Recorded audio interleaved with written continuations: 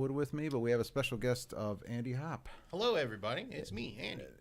Andy Hopp is a, what would you say, a game creator, artist? I'm all things to all people. No, I run Mother Earth Creations, which creates the low-life role-playing game and several other things. I also run Oddmall and Con on the Cob, which are two different awesome shows in the area. Mm-hmm. Where are you based out of there? Greene, Ohio. Which is near... Should I put out my address? It's just south of Akron. South of Akron. It's basically if Akron is like the left breast of Ohio, Greene is the nipple. Oh, God. Perfect. Yeah. I mean, metaphorically. Actually, I was talking to somebody contacted me because you're having a new. What's your next con? Okay, so we do Oddmall. How did we get here? Yeah, let's talk about this. All right, am I close enough to the microphone? First of all, should I get really close like this? All right. Okay, all right. So Oddmall basically is if you take like the vendor hall from a Comic Con and mix it with the art show from an Oddity Con or another kind of Comic Con. So it's a really big art show, and it focuses on weird and unusual art. And then there's also a big section of it that's like comics, games, toys, collectibles, that kind of stuff. Yeah. And then like medical oddities and all kinds. Just basically if it's cool or geeky. Yeah. Did you one of your cons I was down there and I had to buy it was they had a baby Sasquatch under glass. Yeah. It was like I don't know why I bought it. You know how long it took to harvest that? We know why you bought it. Yeah, I know. It's in my office. Come on. It's in my office. I'm like, I don't know why I have to have this. So we do 6 to 8 Oddmall shows a year.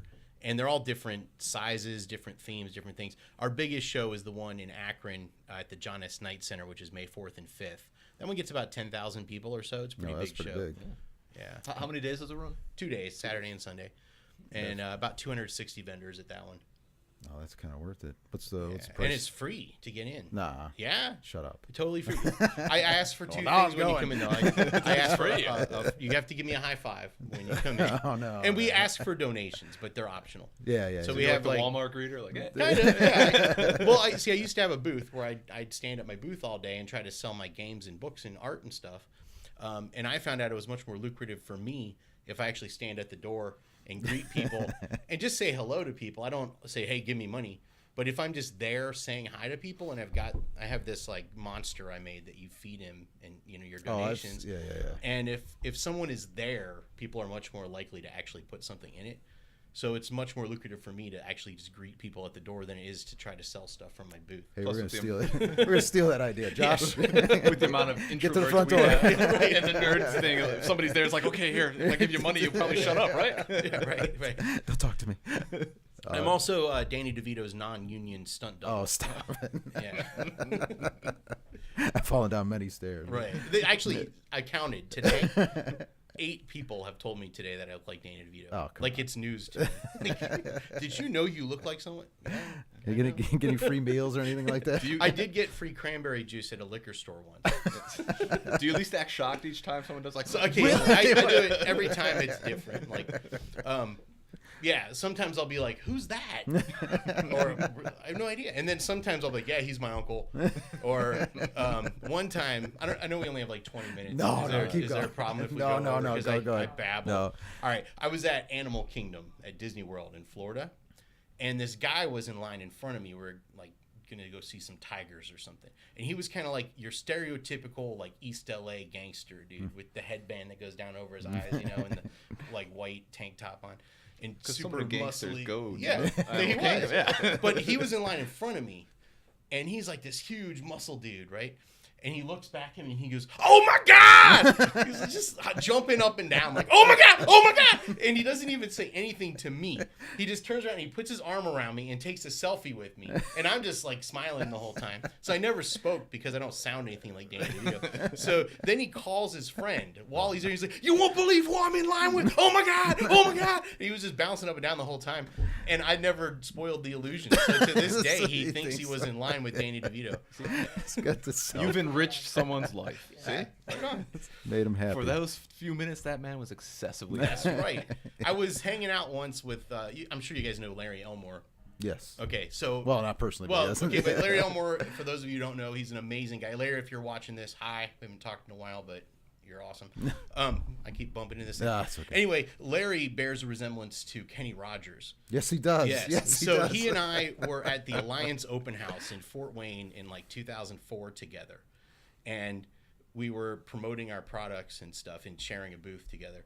And we're like, screw this, let's do something different. So we put out little cards that said Danny DeVito and Kenny Rogers, and we were trying to sign autographs for people instead of trying to sell our books. That's terrible. As long as you weren't charging people for it. No, no, it all started because like Larry, you like especially at that time, you can't get more famous in the gaming industry than Larry. I mean, he did all the art from like first edition D&D box sets, stuff like that. So if you're in the gaming industry, most people, especially at that time, because it was like before 4th edition and 5th edition, all that kind of stuff, knew who he was. But there were these girls there from some book publishing company, like Random House or something, I'm not sure which one. And they were maybe in their early 20s, and they had no idea who he was. And they were so condescending to him. They were like, don't worry, you're going to make it someday. You're famous. Yeah. So we're like, screw this, let's just sign autographs. I remember I went to one of your cons. A friend of mine, she had a booth there, and I'm walking around, and I remember going, man, that looks like some magic art. And I stopped, and it's a big booth, and I go, Larry Elmore. Yeah. And that's where I got all those prints out there. Was that day, and I'm like talking to him for a That's while. the He's thing a real with personal Con on guy. the Cobb. I was like, It's really? a small con, you know. But Yeah, we that's get, what surprised me. I mean, part of it is because I personally work in the game industry, and I have for longer than I care to admit right now. It makes me feel really old. I'm only 83, but people think I'm like 112 or something. I happen to know a lot of people, and we're friends, and they come to the show. So people expect it's just this small local con, but then we get guests from all over the place. I was pleasantly surprised. I sat there, I talked to him for a while. He talked to me, He's he such a talked great business, and yeah, it was very nice. And he's like, man, I was bored, so I figured I'd come out here and do it. And I'm like, all right. Oh, that's what he said. No, I'm kidding. I'm kidding. Why not? There's always that, there's always Origins just a little bit further down south. So, I mean, it's like, first time I heard about Con on the Cob, like, I'm like, man, are they competing with Origin? And then I'm like, no, this is like a nice little, like, one you can take your kids to if you want. Yeah. You know? We haven't really gotten to Con on the Cob yet, but since we're talking about it now, one of the things we really pride ourselves at Con on the Cob is that it is basically for everybody. Yeah. You know, we have a big presence of kids. We have a big presence of, like people in the LGBT community. We just want to be open to everybody, even in the people who get kind of made fun of at other shows sometimes, like furries and stuff like that. We just want everyone to know they're welcome there, and we do programming not necessarily because we know it's going to attract people, but because we want the people that are going to be there anyway to feel welcome and loved. I'm going to make myself cry. I felt love. Thank you. In more ways than one. No, come on now. See, now you're gonna. It was all nice. Well, I meant, you make me. I love your haircut. Duck, stop. No, you don't. Hey, I had to start. I'm jealous of your I know. haircut. How's Stop that? it. Stop. Okay. I was sensitive. I had to start combing it a different Really? way. Yeah. Well, I don't even have hair on I top, saw this so bad. I had to start going back. I'm now, jealous but of your hairline. How's that? it gets worse. Yeah. Well, that's cool. We lost track. Oh, well, why brought you here? How'd you come here? We got here because one of our customers, she's always in here. I think Laura contacted you. Yeah. Maybe. We want to come down there, and she wants to run some games on our behalf. And then she got a hold of you, and I got a hold of I got a hold of you, and there was something. But anyway, I'm glad you came up here. But I think I'll talk to you afterwards. But I want to get an ad maybe with you guys. Yeah. And see what we can do with that. But. Oddmall is part of Con on the Cob, right? Or am I losing? They're not really part of each other. They're just, I happen to run both of them. Yeah, okay. And there's a lot of crossover. Oddmall's more the art. Maybe I'm going over this again. Okay, so basically Con on the Cob is a 4-day-long gaming con with parties and a decent-sized vendor hall and art show. That's in October, right? That's in October, Yes, October 3rd through 6th. It's on the wall behind us. Oh, is well, not like magic. Yeah. Through the wonders of technology, it's on the wall behind us. I don't know how it all works. Yeah. And, that's just like a 4-day-long party with all kinds of, panels and costumes. And we're having a burlesque show this year. And a drag show, which might we have had to go awesome. just for fun. And so that one you actually have to pay to get into. Oh my God. We don't charge people though if they just want to come in and shop. Like if you're just going to the vendor hall or the art show, See, you don't that's have kind to of pay. a big deal, yeah. And we don't really necessarily advertise that we probably should, but so anyone watching, if you just want to come and shop, you don't have to buy a badge. But that's a different sort of event than Oddmall. Oddmall is basically like if you were to take like the vendor hall from Origins and replace, I don't know, 60% of the game vendors with artists. Okay. It's kind of like that, and crafts and handmade weirdness. That's. So it's mostly shopping, but there's a lot of live entertainment and stuff too. We do have some gaming. But it's not organized gaming. Like we have a bunch of board games and tables that people can play at, but we don't have like a schedule of games. So it's just what it says, Oddmall. Yeah, mall full of odd stuff. But and one thing that's new is we recently opened a store called Oddmall Outpost, Assembly of Odd, which is a church that we got in Green, Ohio. It's a former church, and it said Assembly of God on the front, and we changed it to Odd. The laws of comedy forced me to do that. So no one out there protesting. There are actually. There are people calling the mayor's office. And we're next to a cemetery, which is kind of cool. Why am I not hanging around you more? But if you go to oddmalloutpost.com, you can see what it's all about. But it's a consignment store that sells the art and the weirdness that comes from Oddmall and Con on the Cob, and other artists around the country mail stuff in. And we've got like a game room downstairs with a ping pong table and a dartboard and a big board game library. We do classes and workshops and stuff like that. It's basically an Immortals Inc. killer. Like the idea is we wanted to create a store so that everyone that shops at game stores in Ohio would stop going to their local game stores and come to us instead. Stop it. It's not like that at all. But it's just a fun place to hang out and shop and see all the weirdness year round rather than just waiting for the shows. Out of curiosity, are there a lot of gamers down in Southern Ohio? There are. We're not actually in Southern Ohio. We're still in Northeastern Ohio, but it's south of here. So, we're Clevelanders. So everything's south. That's all south. We are definitely south of Cleveland, but we're not like Cincinnati or Columbus or something. We're about an hour from here. Are you one of them lake people up north? Yeah, lake people. Yeah, I noticed there was a lack of igloos when I came here. I was expecting more. It's just because it's warm out. How was the seal harvest this year? Yeah, that's pretty good. Yeah, we got enough oil now for our lanterns for a while. So yeah, we'll make another winter. Right. Okay. So, are there a lot of gamers? Yeah. There are. A lot of them are people that are from up here too. But there's a pretty big section of. I'm trying to remember the names of the different groups that are down there. There's a really big board gamer presence in Akron, and then I just recently found a group of board gamers in Green. I'm trying to get them to move up their meetings to meet at the Oddmall Outpost instead of where they're meeting now, or in addition to. There's places to play then. Yeah. Is it like a? I'm like fascinated about this church. It's an actual church. It's an actual church. I gotta go down there. Yeah, come check it out. It's about 6,000 square feet. No. It's 2 levels. So the upper level is the store and my office, and I've got a couple of minions and their offices up there too. So it's actually pretty cool because my office is separated from the store by a window, like a big picture window. So when I'm working, like if I'm working on a drawing or something, my desk goes right up against the window so people can stand on the other side of the window and watch me draw, which is kind of unsettling, but also kind of cool. I guess it all depends on what they're doing while you're drawing. Yeah, right. I can't see their hands. Interpret that as you want. Yeah. I was just curious because up here, I mean, we've got a pretty robust game. I noticed that when I walked in here. And I've just, through old experience, like, normally the further, I'm not saying southern, but further south you go, like in most places when you get out of the city, it tends to be, people don't tend to like the weird.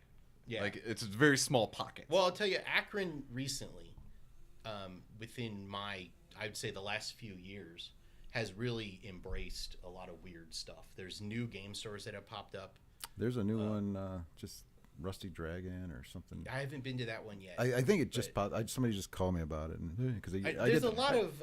I get all the memos from game stores popping up. People then just we go call. There and sabotage. No. Send out the spies. Most of what I see down there, though, at the game stores that I go to, is Magic. Yes. There's a lot of Magic the Gathering, but there's a lot of board games too, and there's role-playing games. But most of the role-playing games, I'm not sure how it is up here. It's usually just D&D or Pathfinder. Yeah. There aren't a lot of fringy ones. It hurts a little bit because I've loved role-playing games forever. But I get it, like fringe. I get it, like why people love board games. It's really a 3-hour commitment, And then I get Magic somewhat. I'm not, but it's quick. It's easy. It's quick, easy. I mean, and there's so many people. I mean, they sell it at Target. I mean, you guys have a ton of experience, I'm sure, because you have a store. But what I've noticed is the stores that really do Magic don't do much other than Magic because, there's such a community built around it. Well, there's that, but also like a lot of store owners are like just one guy or two people. We have the benefit of a team. We have a whole family, so we all branch out into different things, and that was one of the things here is I didn't want to get bogged down in just nothing wrong with Magic at all. It's a good game, but I wanted to offer everything, like diversify, which is fantastic. Which I think I've got a whole trunk full of stuff for you. Okay, that'll work.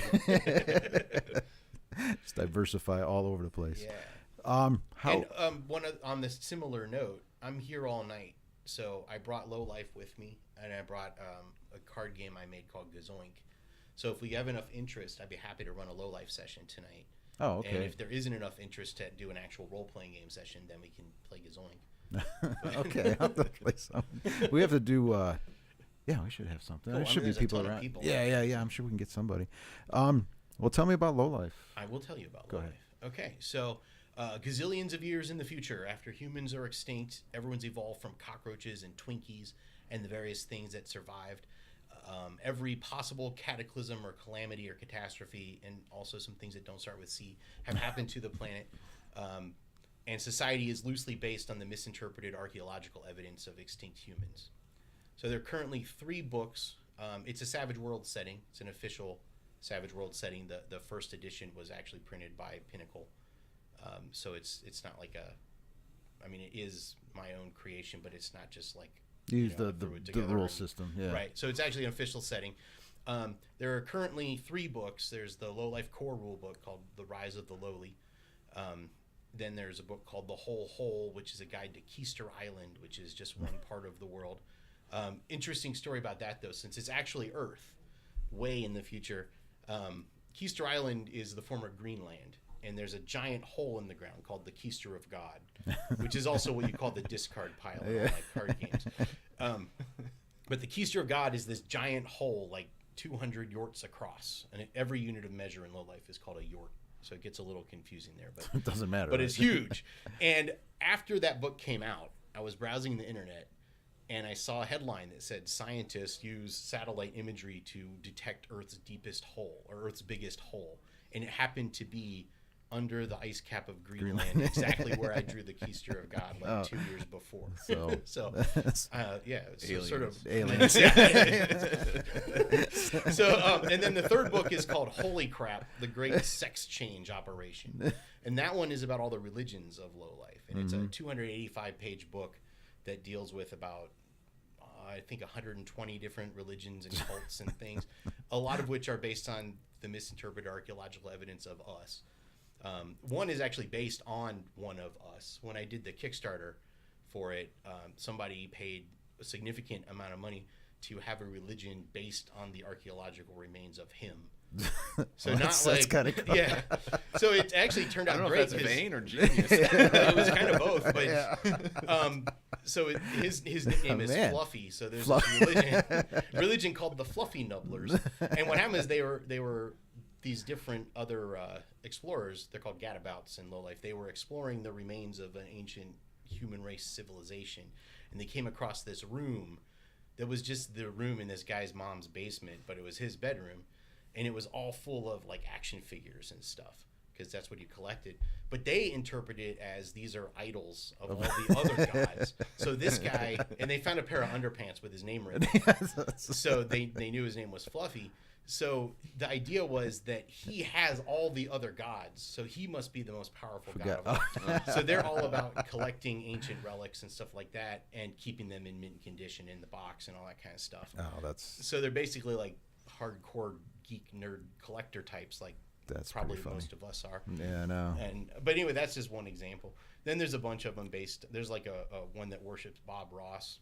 Okay. I can see that one. Yeah, well, they call him Boss Rob, but that one's called The Happy Little Accidents. And the idea behind that is the world was actually created by Borgelzar, the cosmic dung beetle, who kind of rolled the oith out of all the leftover crap of creation. Mm-hmm. And Boss Rob is the one who decorated it all. Like he decided where the mountain ranges were and all that kind of stuff. So, but so it's a lot of stuff like that. And all of the books in the Low Life series are written as if they're actual books, like written by a denizen of the world. Yeah, I read the first the whole. Oh yeah, yeah, and it is like an explorer's guide. Yeah, yeah, and then there's just appendices at the back that have the game rules in it, so you don't even really know it's a game until you get to the appendix. That's I do remember reading it. It's just a fun read. So I did that on purpose because I have hundreds of game books that I'm never going to have a time to play, but I really just enjoy reading them. So I wanted to kind of give that experience where even if you can't ever play, Low Life can be a hard sell. You know, most of the time people are like, "Oh, that's too weird," but then they actually read it and like, "Oh my god, I can't wait to play it." But to get your group into it in the first place is kind of a challenge. So I wrote it that way on purpose so that people who don't even read, don't care about games at all, can still enjoy it. It's like a story or a background, and it's and the rule is if you own the book, so does your character, so you can access the book during the game. Which means buy the book. Exactly. It's a very good message. Let's sell.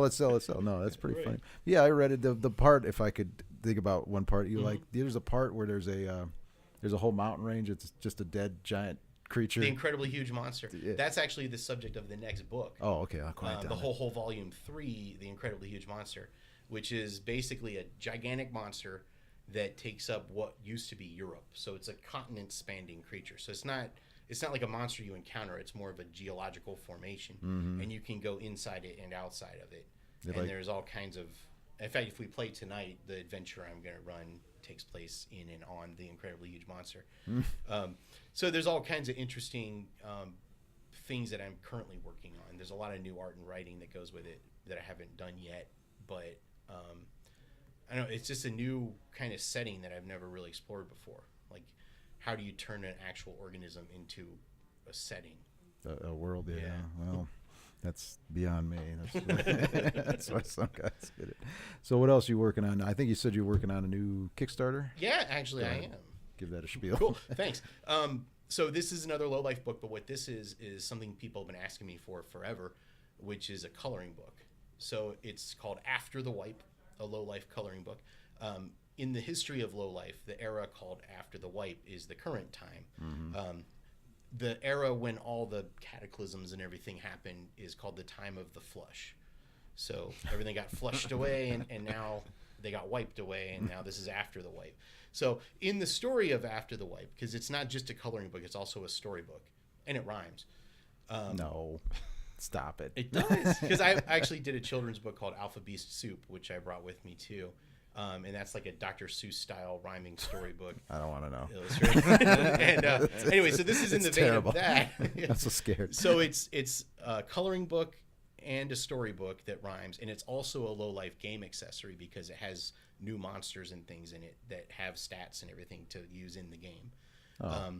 The pages are the traditional like black outlined coloring page on one side, and then a grayscale version of the same drawing on the other side, because that retains all the shading and everything. So people use colored pencils or something kind of semi-transparent can color that way, or they can just color in the whole thing themselves, or actually they can do both.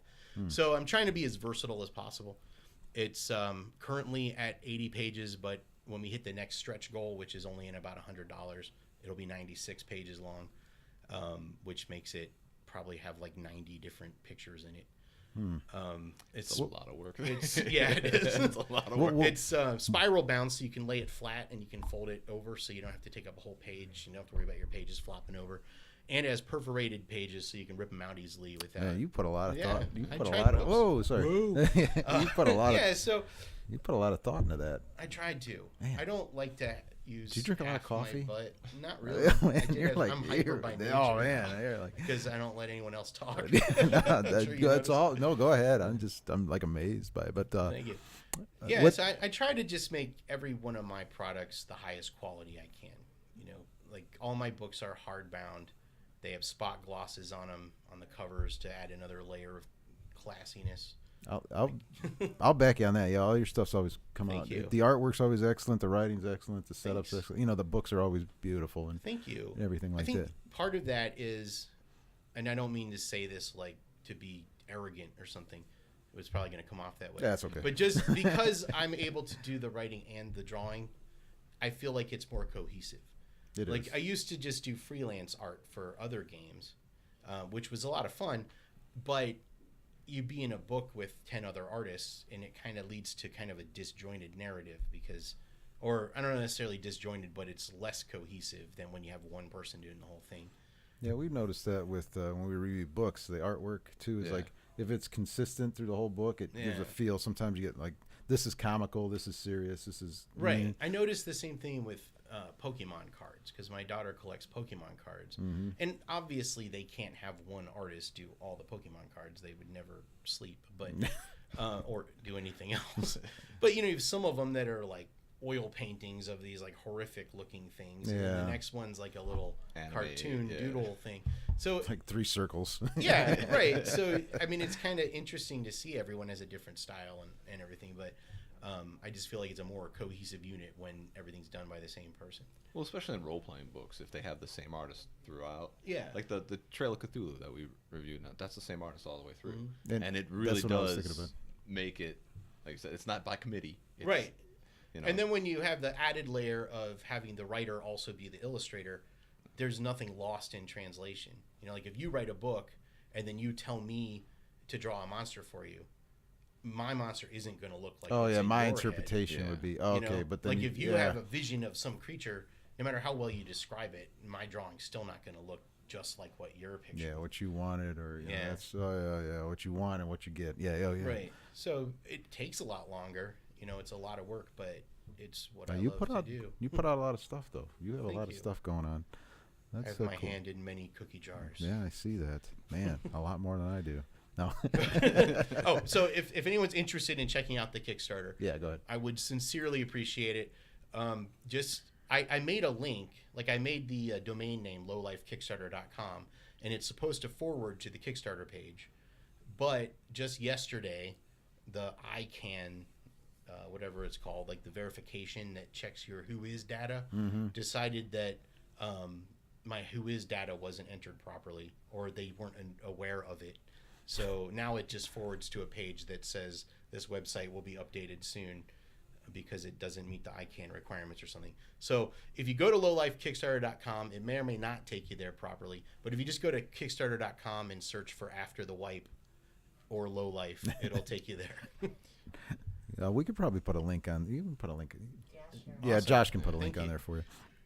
It'll take them to the page that says it's not. But. Yeah, right. I'm pretty sure it's kickstarter.com/lowlife/After the Wipe, a low life coloring book. All that. We'll figure it out. Yeah. Just Kickstarter Low Life and Exactly. it should pop up. Kickstarter Yeah. Low Life, it'll get you there. That's what I like. Simple. No. Yeah. What did you start it at? The price, just out of curiosity. Okay, if so you don't mind. I started it at a price that I thought this will print the book. Mm-hmm. Right. I wasn't worried at that point about actually paying myself for doing all the work. So I set it at $3,000 That's not bad. because that's enough to print it and ship it out. Mm-hmm. And we hit that the first day, so that's good, or at least the second day. Mm-hmm. It's at like 4,800 right now. Oh, that's not bad. It's not terrible. It's enough to do the book, but honestly, it doesn't really pay me much for the year of work it takes to make the book. But I figure I'm grateful for whatever anybody can help out with, and they get a good product. And there's all kinds of links on there. I mean, like pledge rewards where you can get all my other low life books and everything, and my storybooks. We have customized crayons that we made. There's a creature in low life called a slog, which is basically a Twinkie that's like a slug. Mm-hmm. And so I have a bunch of sculptures of those that we're turning into crayons. There's like shronkledonks, which are like shrinky dinks, but not in any sort of copyright infringing way. Actually, one other thing along Are those with things that, still even around? they are actually. Hence the last part. Yeah. Disclaimer. Right. Twinkies aren't around. Yeah, no, they're anymore. dinky shrinks. There's also a contest right now. If you go to the Kickstarter page, at the bottom of the page, the rules of the contest are there, but there's also a free download of a page you can color. Mm-hmm. And if you turn it into me through email by next Thursday, I'm going to select a winner of whoever I like best of the coloring. Depending on how many entries we get, we might have more than one winner. And how much you donated to the Kickstarter page. Prize, no, that actually, I'm not going to consider that. If people back it, that's great, but I'm not going to consider that in as far as who wins. But the prize is the original drawing of the litter bug and his hoard of contaminants, which is usually valued around $800. So it's a pretty good prize. An original low life drawing. And you have nice artwork. Thank you. I have 2 of your pictures I got from you signed like years ago, and they're hanging on my walls at home. But you should. Somebody should like that. Thank you. It's always it's different. If you have a room that you need different with, yeah. Well, see that's actually a lot of people put my art in their bathrooms, which I think is great. And a lot of people have low life in their bathroom, like on the back of their toilet, as like their go-to bathroom reading material. At least they did before everyone had a phone. But, gross. Another thing you can get by just visiting the Kickstarter page. You don't have to pledge. I mean, I appreciate if you do, but you don't have to. In addition to the free coloring page you can download, there's also a 113-page preview of Low Life in PDF form that you can get. Just click the link on the Kickstarter page and you can download it, and you're not obligated to do anything. Wow, See, this is what I like about Kickstarter. You have, from what you were just describing, I had not heard of Low Life before. Mm-hmm. If I did, it was just passing. Like, you have a good idea, and now you can actually make something of it through Kickstarter. Like, right. For how long was it just like, oh, well, you have to try to... There's no way I'd be able to do this without Kickstarter. Like, all the major publishers would be like, yeah. No, well, I mean, honestly, I wouldn't say that's true because the original Low Life was printed by Pinnacle. But you used their system, though. Like, well, yeah, but what happened was when Shane Hensley came out with Savage Worlds in like 2004 or 2005, whenever that was, he was a fan of my drawings from previous books he'd seen of mine, where I was just freelancing. It wasn't anything I did all by myself. He just came to me when Savage Worlds came out, mm-hmm. and he said, "I'm doing this new system, and I want you to do a setting for me about anything you want." And I'm like, I can't pass that. Wow, no, that's a pretty good offer. Loaded gun, right? I know. And that's really what happened. He just said, "I like your art, and I want you to do a book for me, and I don't care what it's about, like whatever." Well, he cared. Like he said, send me some ideas. But he was. I don't know if you guys know Shane, but he is just an amazing guy to work with. He's the most supportive person I've ever met in the game industry. Maybe Margaret and Larry, but Shane's amazing. Anyway, he said, do whatever you want, basically. And I said, can I write it too? Because he had never read any of my writing. I hadn't really done any writing at that point. And he said, send me a sample of your writing. So I did. I just wrote something real quick. And he's like, I love it. You write as well as you draw. And I'm like, that's an amazing compliment. And he said, it's 148 pages, and that's it. Go to town? Yeah, basically. Wow. I mean, he said, keep it PG-13. And that was about it. And so it did the book. I did the layout in Photoshop, which led to some interesting problems. The reason is I wanted to have like I know nothing about Photoshop. Okay, so I wanted to have a parchment style background, right? Uh-huh. So it looked like the drawings were actually on parchment rather than like in a box. So at the time, the layout software like InDesign and Quark Express, the ones that most people use for that, they didn't have that feature to knock out the background on an image. Now they do. You can just set the blending mode differently. But back then you couldn't. At least I didn't know how to. So I did every single page as its own image in Photoshop with the text. And I mean, if you're not familiar with how that works, that doesn't sound like a lot, but it was insane. Josh, our tech guy, is saying it's terrible. So 147 pages individually. Yes, with the text and everything. So when they wanted to turn it into a PDF, and when they did, I think they did an Italian and German translation of it. That was interesting. Those techs must have loved you. Right. So I haven't done that since then. You got it. But now InDesign can do it. So we have the technology. Yeah, exactly. Yes. Oh man, I gotta. I hope everybody checks it out. I mean, Thank you. It really, it's an alternative role playing game, and it's a good system, and it's a good background, and it's just fun. Thank you. It's just fun to look at, and it's fun to read. The reason I feel like it works is that it is absurd. It's ridiculously silly. Yes, it is definitely. But the characters in the game don't understand that they're silly. No. Like, they take themselves seriously, so the attitude is correct. Like, they don't... it's not just random surreality. It's not like, you know, Dr. Seuss or something like that. It actually makes sense within its own context. Because it's like you could have the Twinkie characters, which are called Creamfillians, and they're ridiculous, but here they're like, I'm a warlord, and you honestly, you know, this guy believes he's a Twinkie, he's a warlord, and he's all serious and killing and maiming, and you know, it's just and that also goes ludicrous to how you play the game, like how your game master runs it or whatever. But it's absurd, but it doesn't know it's absurd. Yes. So, but when it was first announced, when Shane put out on like the Savage Worlds fan group, Yahoo group at the time, there were people that were like, why would you do this? It's like written by a 6-year-old or something. Because you can actually play as a creature called a pile. So to give a little bit of background, there's a type of magic which is called Zaz in low life. So Zaz Wagglers are the different types of magic users. There's one type of Zaz called contamination. And contamination deals with the contaminants, which are the kind of fundamental gubernators of filth and disease and trash and, you know, decay and that kind of stuff. And so contaminators, sometimes as a byproduct of their magic, those filthy essences kind of coalesce into organisms called piles. And you can play as piles, or one of the player character races, which are basically big mounds of living poop and other biological waste. But it's not like Mr. Hanky or something from South Park. You know, they're actual, like, developed creatures with their own motivations and everything. But as soon as someone heard you could play as poop, they were like, this is the stupidest thing ever. It's so immature. And this one guy in particular just went on tirades like every single day. He's like, why could you publish this? It's so horrible. But then the game finally came out, and somehow he got a copy. He sent me like a 10-page apology letter. Yeah.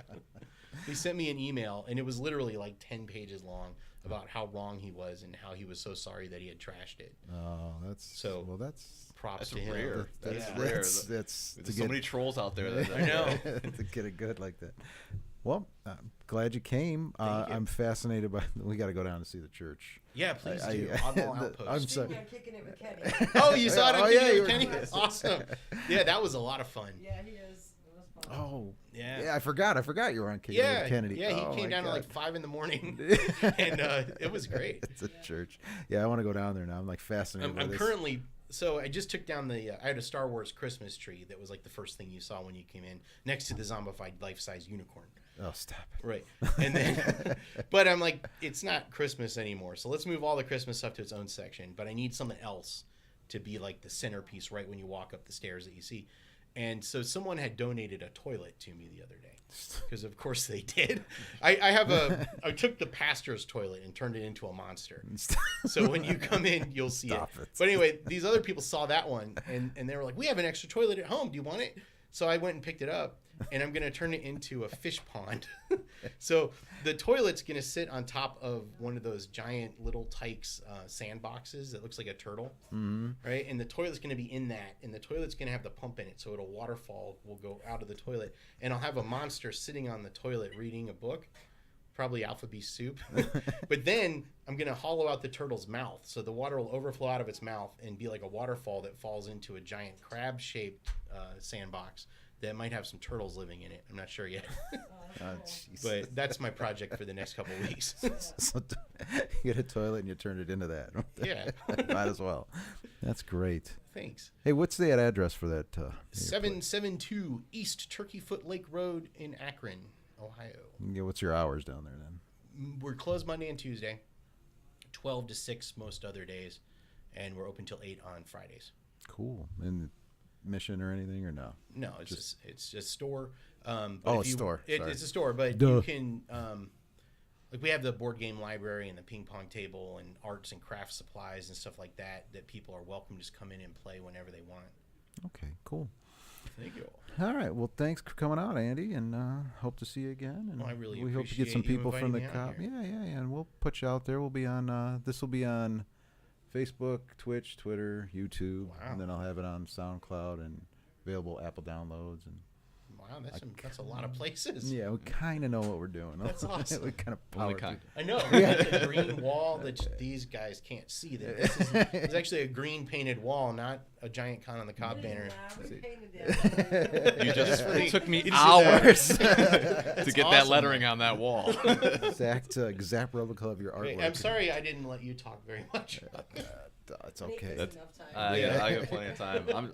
I'm just glad to hear about this stuff. It's dangerous to put a I microphone just, in front of me. No, it's go ahead. I mean, I never, actually, to be honest, you're our first, like, real interview. Oh, really? So, feel privileged, I guess. I don't know. do. Or scared. Either way, I'm a little of both. But so we're figuring it out as we go too. But Awesome. How long have you been doing this? the podcast we've been doing a couple years. Really? But this video we've been. This is a recent addition. What? 6 months. Get out of here. My wife's crazy. I'm sorry. We're all crazy. It's in my drawer. Okay.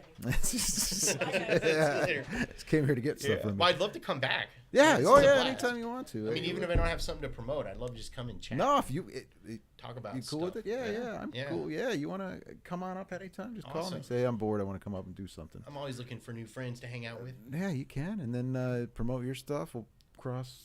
Get some. Thank you. Just as long as we can grab gamers and shoppers Yeah. and everything back and I'll forth. bring It's some like friends next time. okay, that'll work. All right, guys. Thanks for Cool. listening. Mortals Inc. Go to mortalsinc.com. You can get everything from there. Go to Oddmall.info, cononthecob.com, oddmalloutpost.com, and go to Kickstarter and look up After the Wipe or Low Life. Yep. And there you Danny go. DeVito And lookalike. Danny DeVito. Hashtag. Danny DeVito is my doppelganger. Oh, I promised some people at Con on the Cob this year that I would go as the Penguin from Batman. No. Well, there's these professional cosplayers that were there last year, and they're like, if we make you the costume, will you wear it? So, assuming it goes as planned, like they're going to be probably Batman and Harley Quinn or someone. This isn't me putting them down at all, but Yeah. how does one become a professional? Like, that's what they do for a living, is they Yeah, just go I around. mean, they may have other jobs as well. I don't really Okay. know, but they go to conventions and people actually pay them to be guests at conventions. And I stuff think like once you that. get paid, you become a Yeah. professional. Okay, yeah. So once money Yeah. changes hands, Yeah. you become a professional. I got you. Yeah. Just like I gave you something. Now you're Right, basically, once you do something and you get paid for it, you can say you're a professional, Yeah, I know, even if you've that's- only done it once. Close enough. Yeah. All right. That means I'm a professional. Get the hell out of here. Or, People paid you for that? Awesome. well, pretend I did. Yeah. Most of the time it's just the police, but All all right, right. give me $1 and I'll leave. Get out. Yeah. All right. And also, there's a trick of perspective happening because I'm sitting farther. I know, back. that's like- I'm not really quite as. Yeah, tiny. you look tiny. I am It's like- short, but I'm not Lilliputian. It's like you're. All right, so that's what we got to work on next time, Josh. Well, Maybe it's cool. I like it. a better perspective. Yeah. Makes the room look bigger. Right. I know. I guess. You can't go real close to them. Yeah, Yeah. like right here. Next They can't tell. There's actually a 40-foot long table. It's like in The Hobbit, with the, Oh, it is. the The Lord of the Rings, perspective. Right. All right, everybody, we got to go. All right. See you next time. Thanks again. I love you. Bye.